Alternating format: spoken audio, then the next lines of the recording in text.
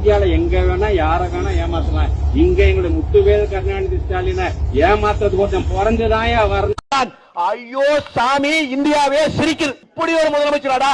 கால்கள் இரண்டும் நடக்க முடியாத ஒரு மாற்றுத்திறனாளி கையில ஒரு கோப்பையை கொண்டு வர்றான். அந்த கோப்பையை கொண்டு நேரா போய் யாரை பாக்குறான்? கலெக்டரை பாக்குறான். முதல்ல ராமநாதபுரம் மாவட்டத்துல.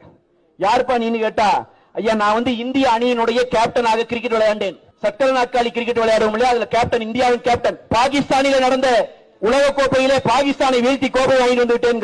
கலெக்டர் சிறப்பு, அற்புதம். தட்டி கொடுத்து, என்னப்பா வேணும்? எனக்கு ஒரு வீடு கொடுங்க ஐயா. கொடுத்துருவோம். கலெக்டரோட நிக்காம அடுத்த அமைச்சர் ராஜகண்ணப்பனிடம் போகிறார்.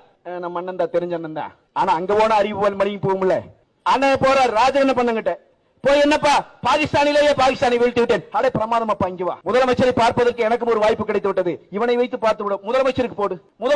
முதலமைச்சரிடம் போய் கோப்பையை கொடுக்கிறான். நம்ம முதலமைச்சர் அது பந்து பெரிதாக இருக்கிற அந்த கோப்பையில், அது ஃபுட்பால் என்று நினைத்திருப்பார் அவர். அது என்ன கிரகமோ பந்து பெரிதாக இருக்கிறதே பார்த்து விட்டு அவனுக்கு ஒரு வாழ்த்து. செய்தியாளர்கள் மத்தியிலே அவன் பேசுகிறான். பாகிஸ்தானிலே போய் பாகிஸ்தானை வென்று வந்த கேப்டன் நான்கிறான். இதோடு நின்றானா?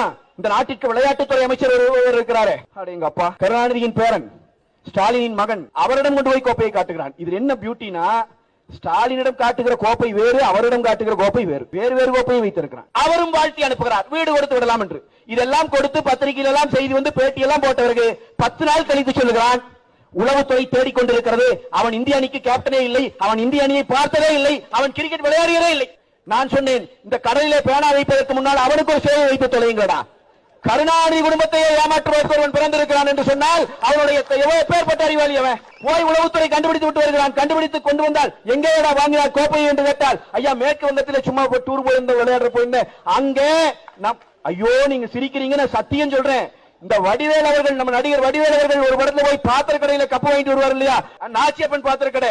அது மாதிரி வெஸ்ட் பெங்கால்ல ஒரு நாச்சியப்பன் பாத்திர கடையில ஒரு கோப்பையை வாங்கிட்டு வந்து முதலமைச்சரிடம் கொண்டு வந்து காட்டி பாராட்டு வாங்கி இருக்கிறான். ஐயோ சாமி, இந்தியாவே சிரிக்குது. இப்படி ஒரு முதலமைச்சராடா?